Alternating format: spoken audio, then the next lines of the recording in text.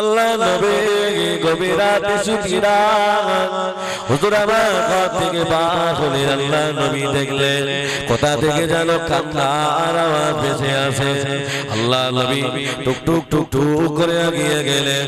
হুজুর আমার দেখলেন না না উমাইয়ার গোডাউনের ভিতর থেকে কান্নার আওয়াজ ভেসে আসে। কার ঘর থেকে? উমাইয়ার ঘরের ভিতর থেকে কান্নার আওয়াজ ভেসে আসছে। আল্লাহ নবী টুকটুক করে এগিয়ে গেলেন। হুজুর আমার দেখলেন না কোথা থেকে কান্নার আওয়াজ ভেসে আসে। উমাইয়া গোডাউনের সামনে চলে গেলেন। আল্লাহ নবী ঘরের দরজায় ধাক্কা দিলেন। কে আছো ঘরের ভিতরে? একটা বার দরজাটা খুলে দাও। আল্লাহ নবী ঘরেতে ধাক্কা দিলেন, ঘরের দরজাটা খুলে দিলেন। উনি অন্য কেউ না, উনি হলেন হাফসি বেলাল, কালো বেলাল। আল্লাহ নবীর সামনে দাঁড়িয়ে দাঁড়িয়ে কাঁদে। আল্লাহ নবী জিজ্ঞাসা করলেন, ও বাবা বেলাল কেন কাঁদো বাবা, বলো না। আচ্ছা, আল্লাহ নবী বেলাল হুজুরকে বাপ বলে ডেকেছে। হুজুর আরো জোরে চিৎকার দিয়ে কেঁদে ফেলেছে। আল্লাহর বান্দা কে আপনি আমি চিনি না, আপনি কে আমি জানি না, তবে আমি বেলাল, আমার বেঁচে থাকার কোনো আশা জাগে না। আমি বেলাল আর দুনিয়াতে আমি বাঁচতে চাই না। আমি বেলাল প্রতিদিন উমাইয়া সকালবেলা আমাকে চাবুক দিয়ে মেরে তুলে দেয়। সন্ধ্যা পর্যন্ত আমি ছাগল গোছগুলো নিয়ে আমি জঙ্গলেতে বসে থাকি। সন্ধ্যার সময় আমি ছাগল মেজ নিয়ে বাড়িতে চলে আসি। ওই ছাগল বেঁচে যদি পেট না ওঠে, পেট যদি ভর্তি না হয়ে যায়, আমি বেলাল আমাকে আবার পিটায়। কি কষ্ট বুঝতে পারছেন? আবার পিটায়। আল্লাহর বান্দারা হযরত বেলাল রাদিয়াল্লাহু আনহু বললেন, ও আল্লাহর বান্দা আমার দুনিয়ায় আর বাঁচতে চায় না, আমার ইন্তেকালটা হয়ে গেলে ভালো হতো। আল্লাহ নবী চোখ দিয়ে টপ টপ করে পানি গড়িয়ে যায়। ও বাবা বেলাল কেন কাঁদো বাবা, বলো না বাবা, কেঁদো না বাবা, যাও বাবা তুমি একটু আরামের বিছানায় ঘুমিয়ে যাও। হযরত বেলাল রাদিয়াল্লাহু আনহু বললেন, ও আল্লাহর বান্দা ওই দেখেন লাগা 4 বস্তা করে জব দিয়ে গিয়েছে। সারা রাত ধরে ধরে ওই জবগুলো আটা বার করে দিতে হবে, এই সকাল হলে উমাইয়া আমাকে আবার মারবে। কত কষ্ট বুঝতে পারছেন? আল্লাহর বান্দারা হযরত বেলাল রাদিয়াল্লাহু আনহু হুজুর আমার চোখ দিয়ে টপ টপ করে পানি গড়িয়ে যায়। আল্লাহ নবী বললেন, ও বাবা বেলাল যাও বাবা তুমি একটু আরামের বিছানায় ঘুমিয়ে যাও বাবা, আমি তোমার আটাগুলো জবগুলো আটা বার করে দেব। আল্লাহ নবী নূরানি হাত দিয়ে জানা ঘোরাতে ঘোরাতে ঘোরাতে হুজুর আমার 4 বস্তা জব আটা করে দিলেন। ফজরের আযান হয়ে গেল। আল্লাহ নবী বললেন, ও বাবা বেলাল উঠে পড়ো বাবা, উঠে পড়ো বাবা, আমি চলে যাচ্ছি বাবা। হযরত বেলাল রাদিয়াল্লাহু আনহু এতদিন ঘুম ভাঙছিল উমাইয়ার চাবুকের আঘাতে, আজ বেলাল হুজুরে ঘুম ভাঙলো আল্লাহ নবী নূরের হাতে সোয়াতে। জোরে বলো। আল্লাহ নবী চলে গেলেন, আবার গভীর রাতে আবার আসলেন। একদিন যায়, 2 দিন যায়, 3 দিন পার হয়ে গেল। হযরত বেলাল রাদিয়াল্লাহু আনহু আল্লাহ নবীকে ধরে ফেললেন। আল্লাহর বান্দা একটাবার নামটা বলে যাও না, আপনার মনে এত মায়া, আপনার মনে এত দয়া, আপনি প্রতিদিন আমার ঘরে আসেন, আমি বেলাল আরামের বিছানায় ঘুমিয়ে যাই, আপনি আটাগুলো আপনি জবগুলো আটা বার করে চলে যান, একটাবার নামটা বলে যাও। আল্লাহ নবী বললেন, ও বাবা বেলাল জীবনে কি বাবা মুহাম্মাদের নাম শুনেছো বাবা, জীবনে কি মুহাম্মদকে দেখেছো বাবা? হযরত বেলাল রাদিয়াল্লাহু আনহু কেঁদে ফেললেন, ইয়া রাসূলুল্লাহ ইয়া হাবিবাল্লাহ, আমি বেলাল আপনার নাম অনেকবার শুনেছিলাম, তবে উমাইয়ার ভয়ে আপনার কাছে যেতে পারি না। হুজুর আপনার নাম আমি অনেকবার শুনেছিলাম, কিন্তু উমাইয়ার ভয়ে আমি যেতে পারিনি। ইয়া রাসূলুল্লাহ আপনি যখন আমার কাছে এসেছেন, আপনি আমাকে ফিরিয়ে দেবেন না? একটাবার ঈমানের কলেমা পড়িয়ে আমাকে মুসলমান বানিয়ে দেন। জোরে হবে না? আল্লাহ নবী বলে বাবা বেলাল তুমি যদি কলেমা পড়ে না বাবা তুমি কলেমা ধরে রাখতে পারবে তো উমাইয়া তো তোমাকে মারবে হযরত বেলাল রাদিয়াল্লাহু আনহু বলেছিলেন ইয়া রাসূলুল্লাহ ইয়া হাবিবাল্লাহ আমি বেলাল আমার জীবন যদি চলে যায় আমি বেলাল জীবন দিয়ে দেব তবে কলেমাটা ছাড়ব না আমার জীবন দিয়ে দেব কলেমা ছাড়ব না আল্লাহর বান্দারা হযরত বেলাল রাদিয়াল্লাহু আনহু হুজুর আমার সকাল বেলা উঠে উমাইয়ার সামনে চলে গেলেন উমাইয়া জিজ্ঞাসা করলে বাবা বেলাল ও বাবা বেলাল বলো না বাবা তোমার চেহারাটা এত ভালো হলো কি করে বাবা তোমার দেখতে ভালো হলো হযরত বেলাল রাদিয়াল্লাহু আনহু বলেছিলেন ও বাবা বলে উমাইয়া আমি এমন একটা মানুষের হাতে হাত দিয়ে আমি কলেমা পড়ে নিয়েছি আল্লাহ পাক আমার ইজ্জত বাড়িয়ে দিয়েছে উমাইয়া জিজ্ঞাসা করলো কার হাতে হাত দিয়ে আমি নবী মুহাম্মদুর রাসূলের হাতে হাত দিয়ে আমি কলেমা পড়ে মুসলমান হয়ে গিয়েছি হযরত বেলাল রাদিয়াল্লাহু আনহু কি বললেন দেখো আমার সঙ্গী সাথীরা সব দাঁড়িয়ে আছে তোমাকে মেরে মেরে একটাবার কলেমাটা ভুলে যাও হযরত বেলাল রাদিয়াল্লাহু আনহু চোখ দিয়ে পানি গড়িয়ে যায় আমি বেলাল আমার জীবন দিয়ে দেব তবে আমি কলেমা ছাড়ব না হযরত বেলাল রাদিয়াল্লাহু আনহু হাত দুটি বাঁধা হলো পা দুটি বাঁধা হলো হযরত বেলাল রাদিয়াল্লাহু আনহু হাত দুটি বাঁধা হলো পা দুটি বাঁধা হলো উটের পায়ের সাথে হযরত বেলাল হুজুরের রশিটা বেঁধে দিলেন উত্তপ্ত মরুভূমি বালুর উপরে ছোটাছুটি করলেন হযরত বেলাল রাদিয়াল্লাহু আনহু দেহ দিয়ে রক্তগুলো ঝরে যায় দেহ দিয়ে খুনগুলো ঝরে যায় ও আল্লাহর বান্দারা হযরত বেলাল রাদিয়াল্লাহু আনহু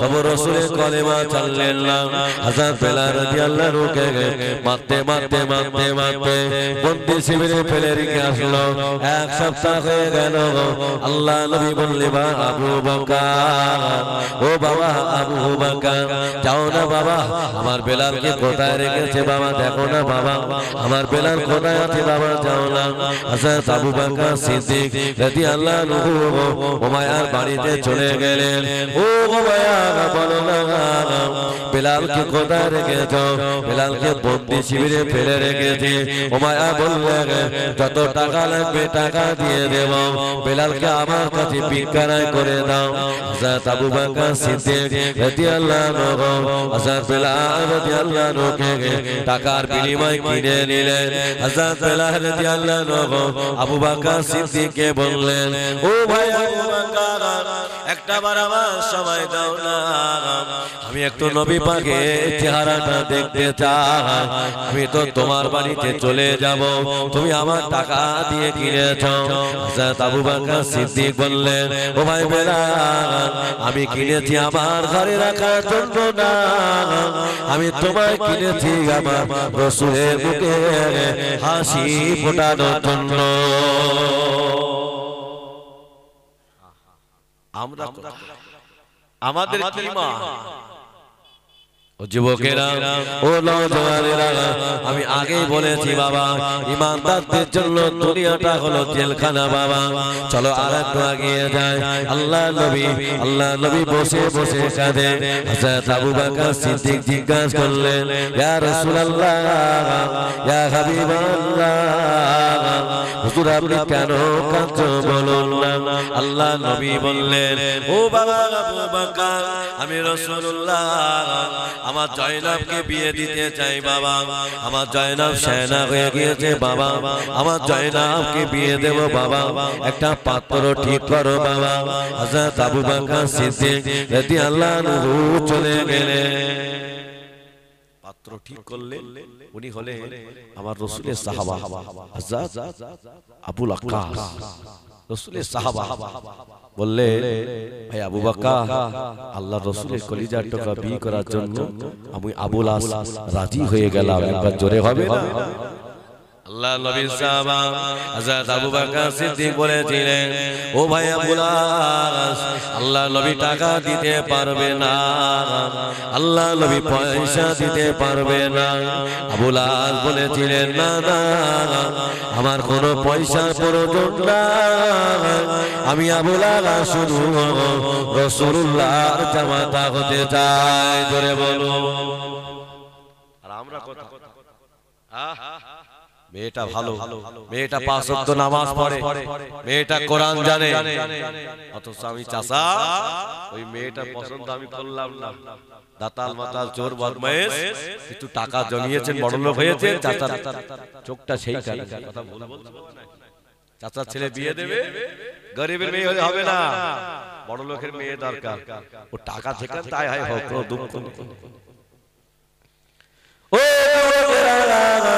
ও নওজওয়ানেরা, ও তরুণেরা, বাবা শুনে রেখে দাও বাবা। আল্লাহ নবী সাহাবা হযরত ওমর ফারুক রাদিয়াল্লাহু আনহু, হুজুর আমার মদিনার খলিফা হয়েছেন বাবা। হুজুর আমার সারা রাত ধরে ঘুমাতেন না, কার বাড়ি খাওয়া হয় না, কে কোথায় বসে কাঁদে। হযরত ওমর ফারুক হুজুর আমার গভীর রাতে রাস্তা দিয়ে হেঁটে হেঁটে চলে যাচ্ছেন। হুজুর আমার দেখলে একটা ঘরের ভিতরে মা আর মেয়েতে ঝামেলা শুরু হয়ে গেছে। মা মেয়েকে বলছে, মেয়ে আজকে তো দুধ কম হয়ে গেছে, আমি বাজারে গিয়ে ঠিক দাম পাবো না, এই দুধে 1 লিটার পানি মিশিয়ে দাও, আমি বাজারে গিয়ে ঠিক দাম পেয়ে যাবো। বাবা এখনো কিছু মানুষ আছে বাবা, এই ভালো মালগুলো উপরে সাজিয়ে খারাপ মালগুলো নিচে দিয়ে দেয়, এদিকে তো হয় না। আমি বসে কথা বলছি। আল্লাহর বান্দারা, ও যুবকেরা, ও জওয়ানেরা, আল্লাহ নবী সাহাবা হযরত ওমর ফারুক হুজুর আমার দাঁড়িয়ে রইলেন। হুজুর আমার দাঁড়িয়ে দাঁড়িয়ে শুনছেন।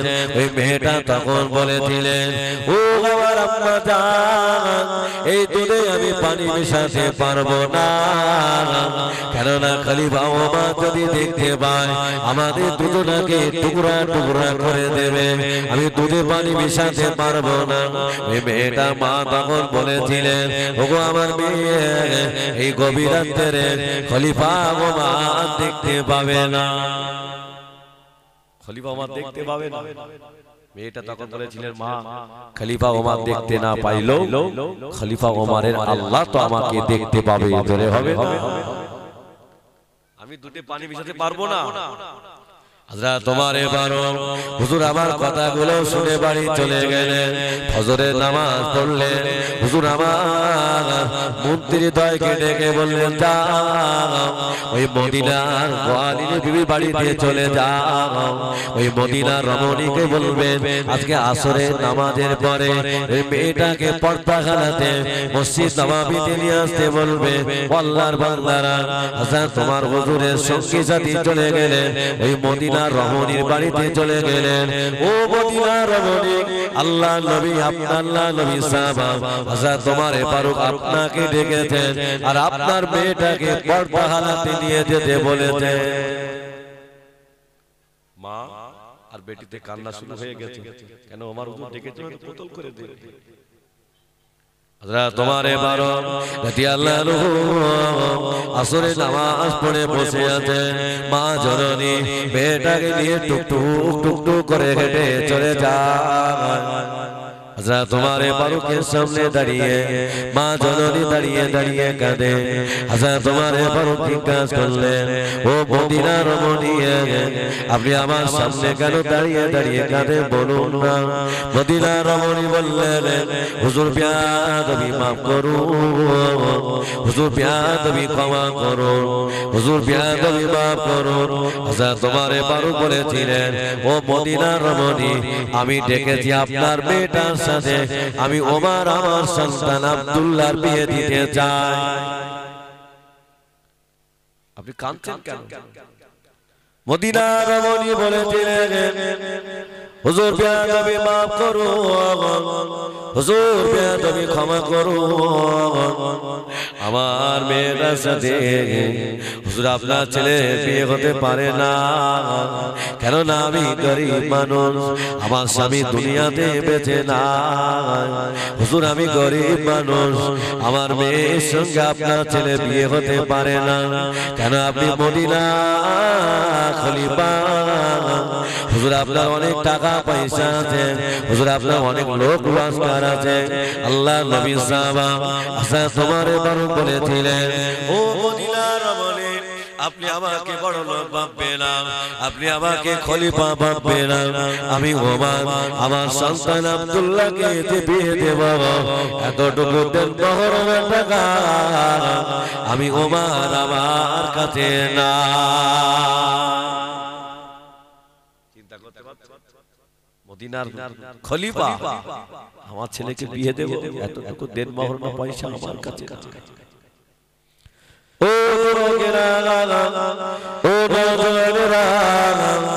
মদিনার রমণী বলেছিলেন, হুজুর আপনি আমার মেয়ের ভিতরে কি দেখেছেন বলুন না। আল্লাহ নবী সাহাবা হযরত ওমর এবারও বলেছিলেন, ও মদিনার রমণী আমি দেখেছি আপনার মেয়ের ভিতরে, মেয়েটার ভিতরে আল্লাহর ভয় আছে।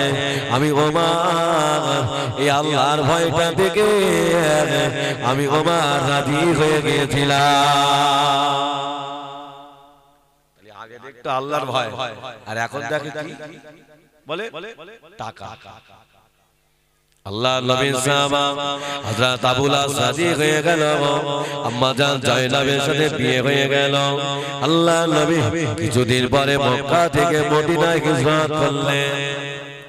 আবু লাহাবের সংসারে খাওয়া হয় না, আবু লাহাবের সংসারে অর্থ জোটে না। আম্মা জান জায়নাব বললেন, ও প্রাণের স্বামী আর খোদার যন্ত্রণা সইতে পারি না, আপনি আমাকে খেতে দেন। আল্লাহ নবী সাহাবা হযরত আবু লাহাব বলেছিলেন, ও আমার বিবি আমি যে খেতে দেব, আমার কাছে পয়সা নাই, টাকা নাই, আমি তোমাকে কেমন করে খেতে দেব। আবু লাহাব ছুটে ছুটে আবু জাহালের কাছে চলে গেলেন, ও চাচা যান আমি জায়নাবকে বিয়ে করেছি, চাচা যান আজকে 2 দিন হয়ে গেল আমার বিবি না খেয়ে পড়ে আছে। আবু জাহাল জিজ্ঞাসা করলেন, কার মেয়ে বিয়ে করেছো? আমি মুহাম্মদুর রাসূলুল্লাহ বিয়ে করেছি। ও আমি যে মোহাম্মদকে সারা জীবন মারার জন্য ফাঁদ পেতেছি, আর তুমি তার মেয়েকে বিয়ে করে আমার কাছে অর্থ নিতে এসেছো, আমার কাছে খাদ্য নিতে এসেছো। শোনো আমি তোমাকে খাদ্য দেব, আমি তোমাকে অনেক টাকা দেব, তবে সত্য হলো জায়নাবের অন্তরের ভিতর থেকে ওর আব্বার কলেমাটুকু বার করতে হবে। বাবা এই দুনিয়া এখনো আছে বলো বাবা, যাক অধিক বড় বড় কি বললে, জায়নাবের অন্তরের ভিতর থেকে ওর আব্বার কলেমাটা বার করতে হবে, আমি অনেক টাকা দেব। আল্লাহ নবী সাহাবা হযরত আবু লাহাব খাদ্যগুলো নিয়ে বাড়িতে চলে গেল, ছুটে ছুটে বাড়িতে চলে যায়। আমাদের আম্মা জান হযরত জায়নাব সুন্দর করে রান্না করলেন, দুজনে খেতে বসেছে। আবু লাহাব বলেছিলেন, ও আমার বিবি রে এই খাদ্যগুলো কোথা থেকে নিয়ে এসেছো তুমি কি জানো? আম্মা জান জায়নাব বলেছিলেন, না না আমি বলতে পারবো না খাদ্যগুলো কোথা থেকে নিয়ে এসেছো। তবু এই সময় আবু লাহাব বলেছিলেন, আমার চাচা জান আবু জাহাল আমাকে খাদ্য দিয়েছেন, আর আমার চাচা জানিয়েছেন তোমার আব্বার কলেমাটুকু ছেড়ে দাও। তোমার আব্বা কলেমাটুকু ধরে রাখলে হবে না, তোমার আব্বা দেখতে পাবে না, তোমার আব্বা শুনতে পাবে না, তোমার আব্বা তো মক্কা থেকে মদিনায় চলে গেছে, একটাবার কলেমা ভুলে যাও, আমার চাচা আমার সব দিয়ে দিয়ে। ও আল্লাহর বান্দারা আম্মা জান জয়নাব বলেছিলেন ওগো আমার প্রাণের স্বামী না না আমি জয়নাব আমি আমার জীবনটা দিয়ে দেব তবে আমার আম্মা জানের কলেমাটা ছেড়ে দেব না। মন খুলে হবে না, আরো জোরে হবে না। আম্মা জান জয়নাব আর খেলেন না, চাবুকটা নিয়ে মারতে শুরু করলো। ও আমার বিবি একটাবার কলেমাটা ভুলে যাও, তোমার অনেক অর্থ দিয়ে দেবে, অনেক বালাখানা দিয়ে দেবে, আর আমাদের কষ্ট হবে না। আম্মা জান জয়নাব বলেছিলেন আমি কলেমাটা ছাড়তে পারবো না। আবু লাস চাবুকটা নিয়ে আম্মা জানকে এত মারা মেরেছে। আম্মা জান জয়নাব বলেছিলেন ও আমার প্রাণের স্বামী আর আমাকে মেরো না, আর আমাকে মেরো না, আমার গর্ভে একটা বাচ্চা এসেছে, ওকে তুমি দুনিয়া থেকে সরিয়ে দিও না। আমার গর্ভে একটা সন্তান এসেছে, ওকে তুমি দুনিয়া থেকে সরিয়ে দিও না। হযরত আবু লাস বিবিকে ঘরের ভিতরে নিয়ে গেলে সেবা সুস্থ করলেন।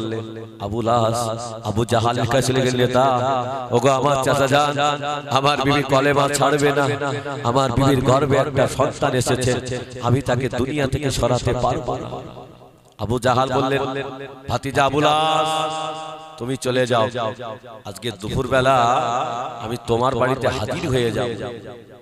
আল্লাহর বান্দারা ও যুবকেরা, আবু জাহাল বড় একটা তরবারি হাতে নিয়ে টুক টুক টুক টুক করে আবু লাসের বাড়িতে চলে গেলেন। ও বাবা আবু লাস বাড়িতে আছো বাবা? আবু লাস বললেন চাচা জান বাড়িতে আছে। আল্লাহ নবীর সাহাবা হযরত আবু লাস দাঁড়িয়ে রইলেন, আম্মা জান জয়নাব দাঁড়িয়ে রইলেন। আবু জাহাল বললেন ওগো বেটি জয়নাব একটাবার তোমার আব্বার কলেমাটা ভুলে যাও, একটাবার তোমার আব্বাকে ভুলে যাও, আমার যত অর্থ সম্পত্তি আমি তোমার নামে লিখে দেব, একটাবার তোমার আব্বার কলেমা ছেড়ে দাও। ও আল্লাহর বান্দারা আম্মা জান জয়নাব বলেছিলেন ও আমার শ্বশুর কুলে চাচা জান আমি জয়নাব আমার জীবন থাকতে আমার আব্বার কলেমাটা ছাড়বো না, আমি কলেমা ছাড়তে পারবো না। আবু জাহাল বললেন শোনো এই দেখো না আমার হাতে তরবারি দেখতে পাচ্ছ, আমি তোমাকে শহীদ করে দেব, একটাবার আমাকে মেনে নিয়ে তোমার আব্বাকে ভুলে যাও। আম্মা জান জয়নাব দাঁড়িয়ে বলে চাচা জান আমি এখনো বলছি বারবার আমার জীবন থাকতে আমার আব্বার কলেমাটা ছাড়তে পারবো না। জোরে হবে না? আবু জাহাল নিষ্ঠুর তরবারিটা নিয়ে আম্মা জান জয়নাবের পেটের ভিতরে ঢুকিয়ে দিয়েছে। আম্মা জান জয়নাব বেহুশ হয়ে জমিনে পড়ে গেলে আবু জাহাল মনে করলেন জয়নাব দুনিয়া থেকে মারা গিয়েছে, জয়নাব দুনিয়া থেকে বিদায় নিয়েছে। একটা ভালো উট চালককে ডাকলে, উটের সঙ্গে আম্মা জান জয়নাবকে বেঁধে দিলে, ওই উটটা টাকার বিনিময়ে একজনা নিয়ে মক্কা থেকে মদিনায় হযরত উসমান গনির খেজুরের বাগানে ফেলে দিয়ে এসেছে। আল্লাহ নবী সাহাবারা মসজিদ নববীতে আযান হয়ে গেল, সকলে নামাজ পড়ে নিলেন। আল্লাহ নবী সালাম ফিরিয়ে গেলেন, হযরত আবু বকর সিদ্দিক দাঁড়িয়ে গেলেন, ইয়া রাসূলুল্লাহ ইয়া হাবিবাল্লাহ হুজুর কোথা থেকে যেন কান্নার আওয়াজ ভেসে আসে। আল্লাহ নবী বললেন আবু বকর না বাবা যেতে হবে না বাবা, কে মনে হয় আমার মারার জন্য আবার পাত পেতেছে বাবা, যেতে হবে না বাবা যেতে হবে না। হযরত আবু বকর সিদ্দিক দাঁড়িয়ে গেলেন, হযরত ওমর ফারুক দাঁড়িয়ে গেলেন, ইয়া রাসূলুল্লাহ হুজুর আপনি চলুন না। কে দাঁড়িয়ে দাঁড়িয়ে কাঁদে দেখে আসি। আল্লাহ নবী সাহাবাদের নিয়ে টুকটুক করে এগিয়ে গেলেন। হযরত আবু বকর সিদ্দিক হুজুর আবার এগিয়ে গেলেন। হুজুর আবার গিয়ে দেখেন না অনুভব কেউ না, উনি হলেন রাসূলুল্লাহর কলিজার টুকরা। আম্মা জান জায়নাব শুয়ে পড়ে কাঁদে, আল্লাহ জান আব্বা জান আব্বা জান আমি জায়নাব মারা যাব, আমি জায়নাব বিদায় নেব আব্বা জান, তবে আপনার চাঁদ মুখটা দেখতে চাই। আব্বা জান আমি দুনিয়া থেকে বিদায় নেব, আপনার চাঁদ মুখটা কি আমার দেখা হবে? ও যুবকেরা, ও নওজওয়ানেরা, ও তরুণেরা, বাবারা, ইমানদার কাকে বলে দেখুন বাবা, ইমান কারা এনেছিলে দেখুন বাবা। আল্লাহ নবীর কলিজার টুকরা আম্মা জান জায়নাব শুয়ে পড়ে ছটফট করে কাঁদে। হযরত আবু বকর সিদ্দিক রাদিয়াল্লাহু আনহু চলে গেলেন। ইয়া রাসূলুল্লাহ হাবিবাল্লাহ, ইয়া রাসূলুল্লাহ হাবিবাল্লাহ, হুজুর উনি অন্য কেউ না, উনি হলেন আপনার কলিজার টুকরা জায়নাব বিনতে কালের সঞ্চয় কাঁদে। আল্লাহ নবী ছুটে ছুটে চলে গেলেন। ও আমার আম্মা জান, ও বেটি জায়নাব বলো না মা, কেন কাঁদো মা, কে তোমায় এই দৃশ্য করেছে মা বলো না মা। আম্মা জান জায়নাব বলেছিলেন, ও আমার আম্মা জান আমি সব কথা পরে খুলে বলবো আব্বা, তবে আমি জায়নাব মারা যাব, বিদায় নেব।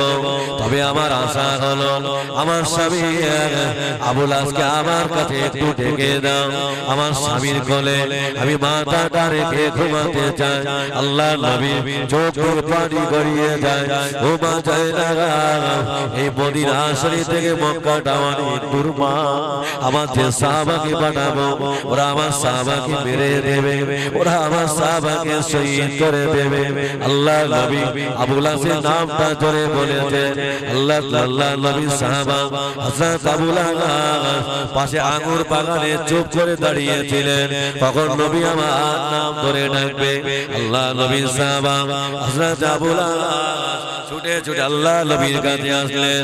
ইয়া রাসূলুল্লাহ, ইয়া হাবিবাল্লাহ, হুজুর বেয়াদবি মাফ করো, ক্ষমা করো, আমি আবুল আস দুটো হাত বাড়িয়ে দিলাম, হুজুর আমার উপরে প্রতিশোধটা নিয়ে এলেন, হুজুর আপনি আমার উপরে আঘাত করুন। আল্লাহ নবী বললেন, ও বাবা আবুল আস আমি তোমাকে মারতে চাই না বাবা, যাও বাবা, আমার কলিজার টুকরা জায়নাব মারা যাবে বাবা। আল্লাহ নবী সাহাবা হযরত আবুল আস ছুটে ছুটে চলে আসলেন। আম্মা জান জায়নাবের মাথাটা কোলের উপরে নিয়ে নিলেন। আল্লাহ নবী বললেন, ও বাবা বেটি জায়নাব কে তোমায় এই দৃশ্য করেছে বলো না। আম্মা জান জায়নাব বলেন, আম্মা জান কলেমাটা ছেড়ে দেওয়ার জন্য আবু জাহাল আমাকে এই দৃশ্য করেছেন আব্বা, আমি কলেমাটা ছাড়তে পারবো না বলেছিলাম, ওরা আমাকে মেরেছেন আব্বা, আমার গর্ভে একটা সন্তান আছে আব্বা। আল্লাহ নবী চোখে টপটা করে পানি গড়িয়ে যায়। আল্লাহ নবী বলেন, মা কেঁদো না মা, কষ্ট নিও না মা, আমি রাসূলুল্লাহ জানিয়ে দিলাম আল্লাহ পাক আল্লাহ তাআলা তোমার জন্য আল্লাহ জান্নাতটা রেখে দিয়েছে। আল্লাহ নবী বললেন, মা আমার কাছে কি চাও মা বলো না। আম্মা জান জায়নাব বলেছিলেন, ইয়া রাসূলুল্লাহ হাবিবাল্লাহ, ইয়া রাসূলুল্লাহ হাবিবাল্লাহ আমি অন্য কিছু চাই না আব্বা জান, একটাবার ইমানের কলেমা পড়িয়ে দেন। আল্লাহ নবী কলেমাটা পড়লেন।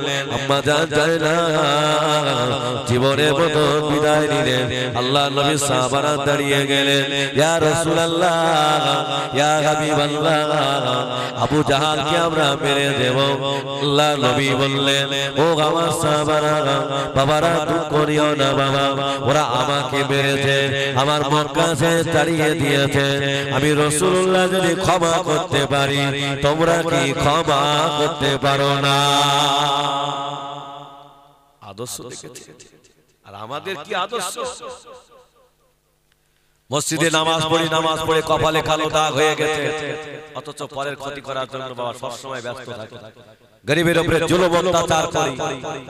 এই তো দুনিয়া।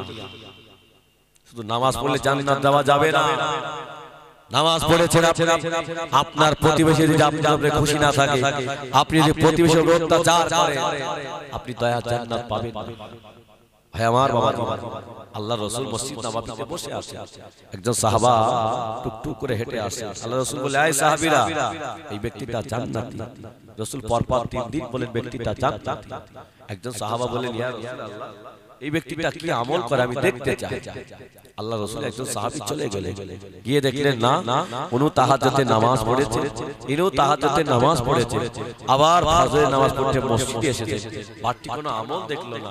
ইয়া রাসূলুল্লাহ, ইয়া হাবিবাল্লাহ, হুজুর, আমি বাড়তিতে কোনো আমল দেখলাম না। আল্লাহ রাসূল বললেন, এই সাহাবীরা, এই সাহাবীর আমল হলো এর হাত দ্বারা, এর জবান দ্বারা, এর আহলে বর্গ কষ্ট পায় না, এর প্রতিবেশী কষ্ট পায় না, আমি রাসূলুল্লাহ ওকে জান্নাতি ঘোষণা করেছি। জোরে হবে না? হ্যাঁ আমার বাবাজিরা, এই জন্য বাবা একটা করে হাগল পাগল বানিয়ে যাবে। এখানে মুক্ত হয়েছে, সন্তানগুলোকে একটু মুক্ত হয়ে পাঠাবে বাবা, ওদের একটু কোরআন শিক্ষা দাও বাবা, ওদের একটু আরবি শিক্ষা দাও বাবা, পরকালে নাজাত পাওয়া যাবে। আপনার ছেলে ডাক্তার, আপনার ছেলে মাস্টার, আপনার ছেলে পুলিশ হয়েছে, পাগল পাগল ছেলেটা সারাদিন মাঠে কাজ করে, সন্ধ্যার সময় বাড়ি এসে ইমাম সাহেবের পাশে বসে বসে ও একটু কোরআন শিখেছে, ও নামাজ পড়তে শিখেছে। আরে চাচার গর্ব হলো, আমার ছেলে ডাক্তার, আমার ছেলে মাস্টার, আমার ছেলে পুলিশ। ওই গরিবের দিকে খেয়াল নেই, গরিবকে ভালোবাসে। ছোট ছেলেটা পাগল পাগল সারাদিন মসজিদে বসে কাঁদে, আল্লাহ আমার আব্বা আমাকে দেখতে পায় না, আল্লাহ আমার আব্বা আমায় যত্ন করে না। ওগো চাচা, মরণের পরে ওই ডাক্তার তোমার কাঁধে আসবে না, ওই পাগল পাগল ছেলেটা মরণের পরে কাঁধে আসবে। ধরে বলে আল্লাহর বান্দারা, চাচার ইন্তেকাল হয়ে গেল, চাচাকে গোসল করানো হলো, কাপড়ের কাপড় পরানো হলো, খাটিয়ায় করে রেখে দিয়েছেন বাবা। ইমাম সাহেব বলছেন, দাঁড়িয়ে যাও বাবা, এখনই জানাজা হবে। ডাক্তার, মাস্টার, পুলিশ তিনজনের সামনের কাতারে, পাগল পাগল ছেলেটা সবার পিছনে দাঁড়িয়ে আছে। মাথায় তেল নিয়ে রাহা বলা কেউ পিছনে দাঁড়িয়ে দাঁড়িয়ে কাঁদছে, আল্লাহ আমার বাপ সারা জীবন আমাকে দেখতে পেল না, আজকে আমার ভাইগুলো আমাকে চিনল না। ওগো বাবাজি, শুনে রেখে দাও বাবা।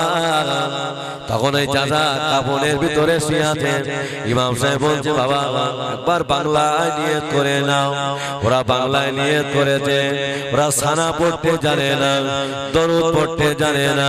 এই পাগল পাগল ছেলেটা পিছনে দাঁড়িয়ে দাঁড়িয়ে সুন্দর করে আরবিতে নিয়ত করেছে, সানা পড়েছে, দরুদ পড়েছে।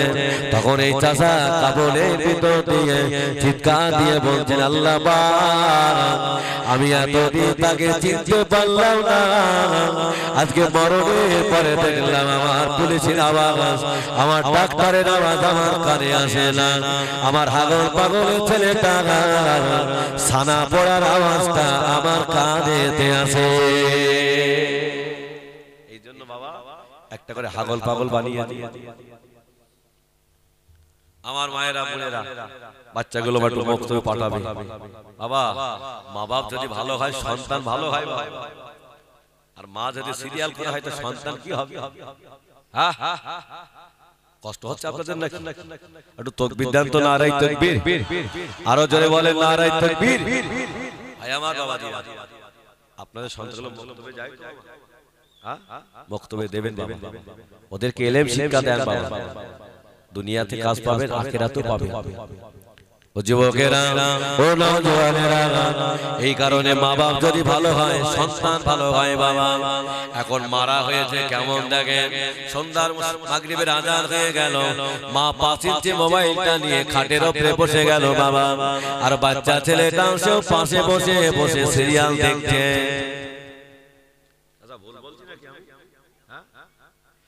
তবে ভাঙড়ের মা বোনরা অনেক ভালো বাবা।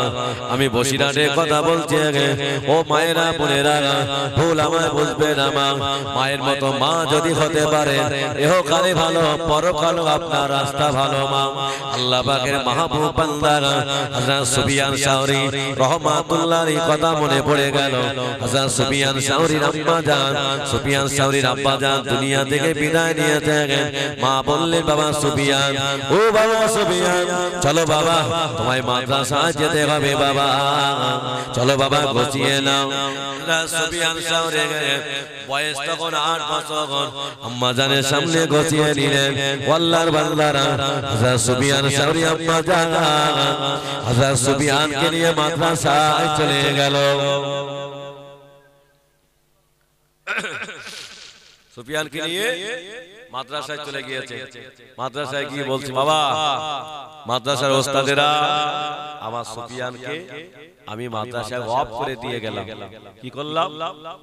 অফ করে দিয়ে গেলাম। বাবা এই যে জায়গা যাদের ধারে অফ করে দিয়েছে, ওই জায়গা আর ফ্রি নেওয়া যাবে? কথা বলে না। হযরত সুফিয়ান সাওরী মা বলেন, মাদ্রাসার ওস্তাদেরা আমার সুফিয়ানকে আমি মাদ্রাসায় অফ করে দিয়ে গেলাম, আর কোনোদিন আমার সুফিয়ানকে নিতে আসবে না। কেমন মা দেখো। আল্লাহর বান্দারা, ও যুবকেরা, ও নওজওয়ানেরা, ও মায়েরা বোনেরা, শুনে রেখে দাও। হযরত সুফিয়ান সাওরী রাহমাতুল্লাহ আলাইহি হুজুর আমার গভীর রাত সুতি রাত হয়ে গেল। একটা বছর যায়, দুটো বছর যায়, 18টা বছর হয়ে গেছে। আম্মা জানের কথা মনে পড়ে গেল। হযরত সুফিয়ান সাওরী ওস্তাদদের না জানিয়ে লুকাতে লুকাতে মায়ের দরজার কাছে চলে গেলেন। গভীর রাতে মায়ের দরজার কাছে গেছে, ও বাবার আম্মা জান, আমি সুফিয়ান এসেছি মা, একটা বার ঘরে দরজাটা খুলে দাও মা।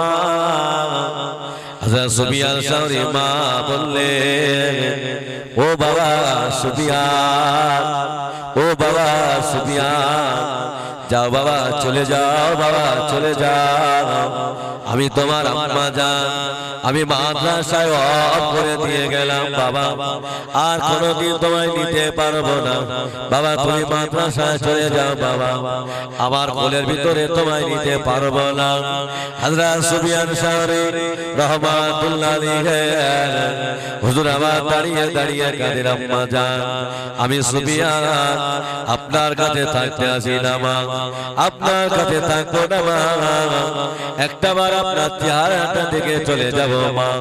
হযরত সুফিয়ান সাওরী মা বললেন, ও বাবা চলে না, আমার মুখ তোমায় দেখাতে পারবো না, চলে যাও বাবা চলে যাও মাদ্রাসায়। হযরত সুফিয়ান সাওরী বারবার বলে করে, মা একটা বার দেখা দাও মা, আমি সুফিয়ান আপনার কাছে থাকবো না মা। হযরত সুফিয়ান সাওরী মা বললেন, ও বাবা সুফিয়ান তুমি আমার বাড়ি ছেড়ে চলে যাও বাবা। হযরত সুফিয়ান সাওরী ঘরের দরজায় দাঁড়িয়ে দোয়া করলেন, আল্লাহ পাক আজকে 18টা বছর হয়ে গেল আল্লাহ, আজকে আমার মাকে দেখতে পেলাম না, গভীর রাতে সুতি রাত বাড়িতে আসলাম, আমার আম্মা জান আমায় দেখা দিল না। আল্লাহ পাক আমি যতদিন মানুষের মতো মানুষ না হব, আমি সুফিয়ান আমার মায়ের দরজাতে আসবো না। জোরে বলে। হযরত সুফিয়ান সাওরী মাদ্রাসায় চলে গেলেন। হুজুর আমার পড়তে পড়তে আল্লাহর ওলি বেরিয়ে গিয়েছিল। হযরত সুফিয়ান সাওরী টুকটুক করে বাড়িতে এসেছে, আম্মা জানকে বলছেন, আম্মা জান আপনার সুফিয়ান বাড়ি এসেছে, আজকে সুফিয়ান না আপনার সন্তান, আপনি যে মাদ্রাসায় অফ করে দিয়ে এসেছিলেন, আপনার সুফিয়ান আজকে মানুষের মতো মানুষ হয়ে ফিরেছে। এর নাম মা। যুবকেরা ও নওজওয়ানেরা, সন্তানগুলো আলেম বানাও বাবা, সন্তানগুলো হাফেজ বানাও। কিয়ামতের দিন আলেমের বাপ্পাকে মাথায় নূরের টুপিটা পরিয়ে দেওয়া হবে। এরা কারা কারা বলো না, এরা হলো আলেমের বাপ মা। কত ইজ্জত আল্লাহ দিয়েছে। ও আল্লাহর বান্দারা, আমার নবী পাক হাবিবুল্লাহ জনাবে মুহাম্মদুর রাসূলুল্লাহ সাল্লাল্লাহু আলাইহি ওয়াসাল্লাম, আল্লাহ নবীকে যারা ভালোবেসেছেন আমার আল্লাহ পাক তাদের ইজ্জত বাড়িয়ে দিয়েছেন। জোরে বলুন সুবহানাল্লাহ। বাবা আমরা দাদা হুজুরকে ভালোবাসি তো নাকি? হ্যাঁ জোরে বলে জি। আল্লাহর ওলি আল্লাহকে আল্লাহর নবীকে কতটা ভালোবেসে